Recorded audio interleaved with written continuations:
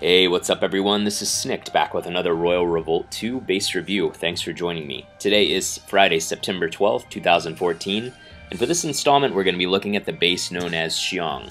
Currently ranked number 34 on the global leaderboard with just shy of 4,100 trophies, Shyong is a high-level base that actually belongs to Ooi Yuan Shyong. He's a well-known individual in the Royal Revolt 2 Facebook community and what I would consider to be a friend of mine, even though I don't know him outside of the game. But we've chatted about Royal Revolt 2 on countless different occasions. A really intelligent player, has a lot of interesting things to say about the game and about tactics. He's constantly searching for ways to improve his base, and he's really helpful to others. So it's my honor to review the base, and I'm really looking forward to seeing it because I've never actually rated his base before. So going into the base preview itself here and looking at Shyong's base, on the left side we have a mini map, and there really is no easy way to describe what's going on with Shyong's base. There's no bird or animal or symbol or anything like that to describe the base layout. So we'll just take it a step at a time and work through a cursory glance here looking at the base layout. So starting from the blue square there at the very bottom, we have a series of 3 blockades. We go into a 180-degree turn, and that's where we run into a choke point.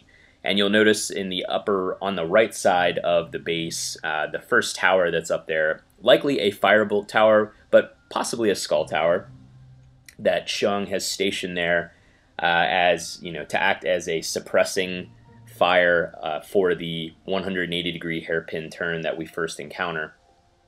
Pretty typical defensive feature of most high-level bases, and so this one actually looks pretty good because there's a long parallel path that we then get into once we make that turn and get past that tower.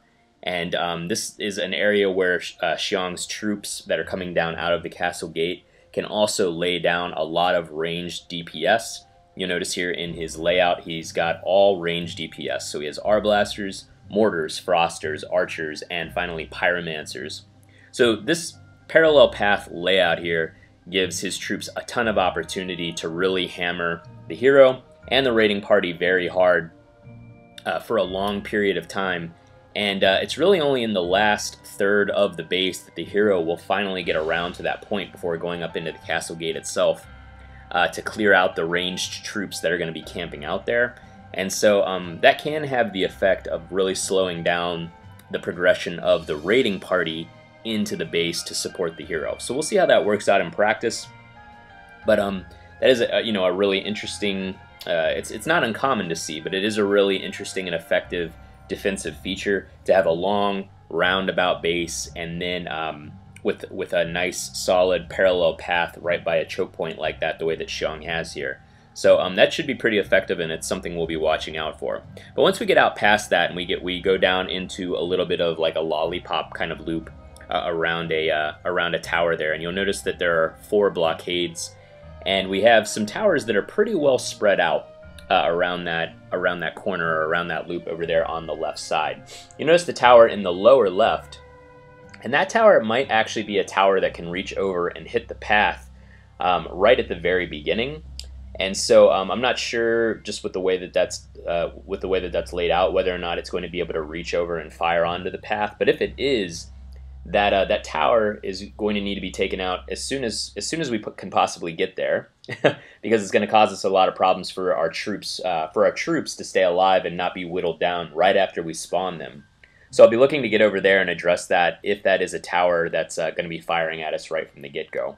But once we get out and around this turn here, I notice on the top, on the flat kind of horizontal path, which is at the top of the lollipop loop, as I'll call it, there are 1, 2, 3 towers that are in the upper left corner there, and it looks like there's probably a cluster opportunity to take out 2, maybe even 3 of those towers, because the tower that's on the top on the left side of the loop is actually above that blockade. So if we clear out that blockade, ideally with a Blade Storm, we may be able to substantially hit or take out all 3 of those towers at once.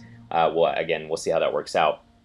But then we go into the parallel path where a lot of ranged DPS I know will be camped out, firing down at the path below.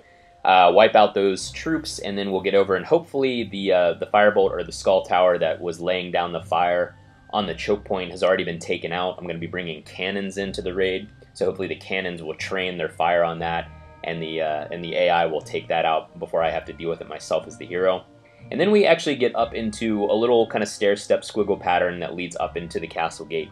And this is the part that I'm most interested in seeing, and maybe not worried about, but that could even prevent me from getting 100% in the base, just because there are a lot of towers arrayed up here, and I'm seeing 2 towers on the path right before we get into the castle gate square. And then we'll have a tower in the lower left, a tower in the upper left, and then it looks like 2 towers in the lower right. One's going to be a firebolt tower probably that's set back in corner in the lower right corner of the castle gate square, and then another one's going to be a tower that's on the right side. So the good news is in that lower right corner, we'll be prioritizing those probably because we can take both of those towers out with one sonic blast, or maybe we can kind of strafe them, hit them a little bit, and then go up and hit the castle gate with part of that sonic blast as well before coming back down to take them out. But with so many towers arrayed around the castle gate square, it can be really difficult to get 100%. And sometimes it's easy to get the castle gate down and there isn't a threat of dying or anything like that, but it can just be difficult to get all the towers and kill them off all effectively before actually destroying the castle gate. So we'll have to see how that works out. But anyway, it looks like overall there's a lot of good opportunities here for ranged DPS, especially on the parallel path. That's going to create, in addition to the tower at the choke point, the troops that are going to be arrayed there, the ranged DPS defending the base, are going to, excuse me, complement that tower very well. And then there are some snake towers. It looks like at least one snake tower along the way going into the base as well. So that's something we'll want to be wary of and that we'll want to watch out for, because I'm not sure how high level the snake tower is, but those can be actually pretty devastating, the poison that they generate. I have a couple of snake towers in my own base right now as well, and from running my own base, they do seem to be rather effective. So anyway, let's go ahead and go into the raid itself.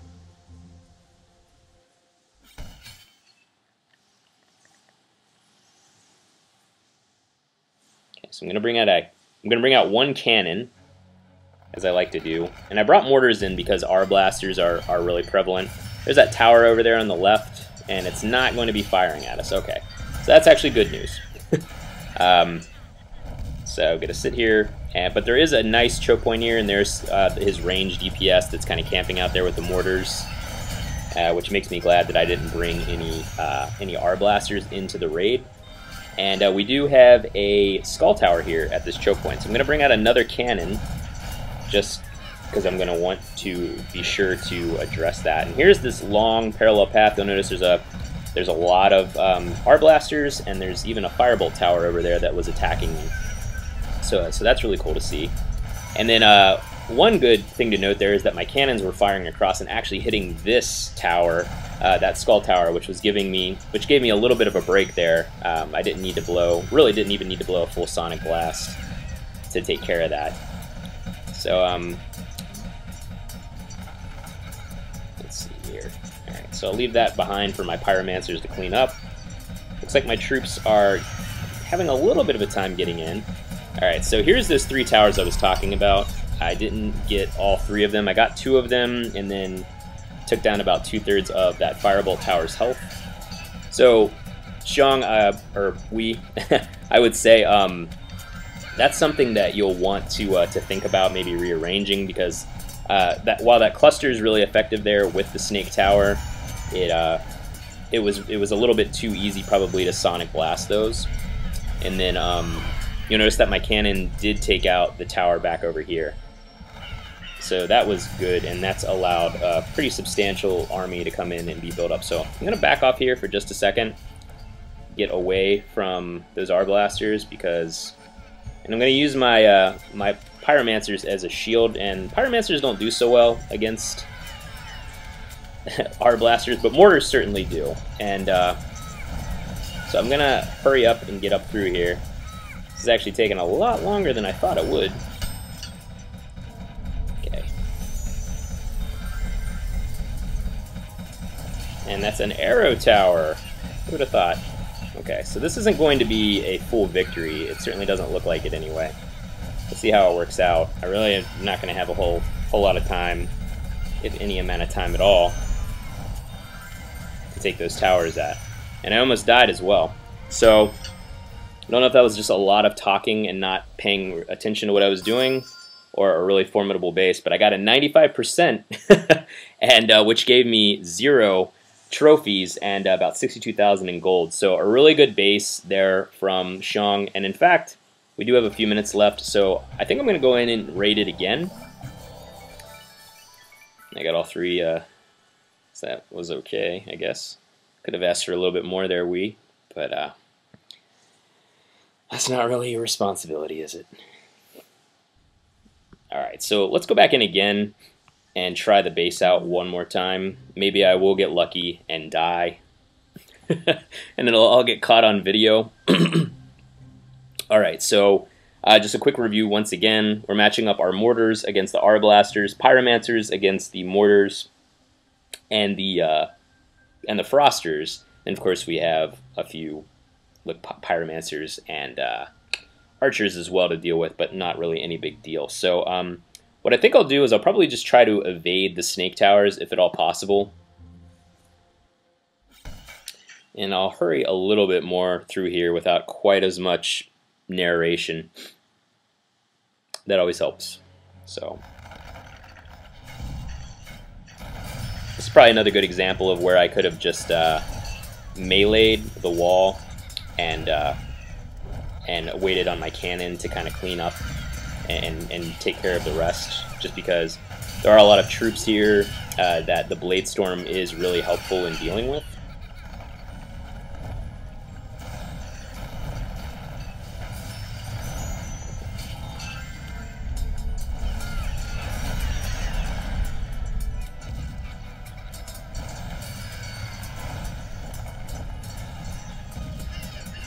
And I'm going to tag a lot of these towers. Not really the benefit to those towers being, well, I'll actually go ahead and hit these just because.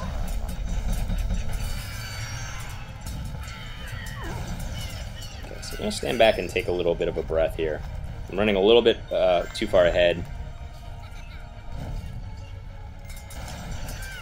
And that's easy to do sometimes. So you can see I'm going to skip right past that tower. Come over here, and I just took that out. And get rid of these guys. And I'm just gonna sit here for a second. No troops around. My troops are coming, maybe. But and you can see that ice, the froster effect, completely just slowed down my ability to heal myself, which was not a plus.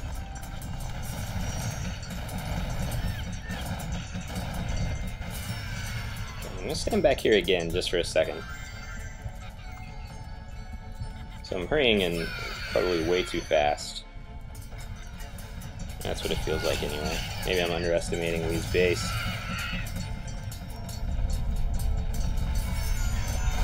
So the good news on that was that was actually a really weak skull tower there. So that worked out well for me. And that one is as well. So that might actually afford me a little extra time to get over here and deal with this archer tower, which is going to help a little bit. I don't want to prioritize it over the castle gate. I will go down here and hit it just because it looks like it's going to take 4 hits to take down. Now I'm going to come back over here because I know his troops are about to spawn. And I'm going to finish a little early. And that was a raid. I think I got probably 98% there. 97. Okay, so I got one trophy. Alright, so anyway, couple of attempts there. Surprisingly strong base. I was thinking that the Castlegate area would be a little bit more formidable in the approach to that, and for sure I was right. I had to back off a few times there to heal, probably rushing up a little bit too fast, which is important to learn. You know, as you learn a base, you know, this base is sight unseen for me, so I'm not aware of kind of the sequence and the cadence that I want to approach it in order to be able to attack it sustainably and effectively. But nonetheless, it's an awesome base design. I really do like it. I mentioned a couple of improvements there, but other than that, it's great.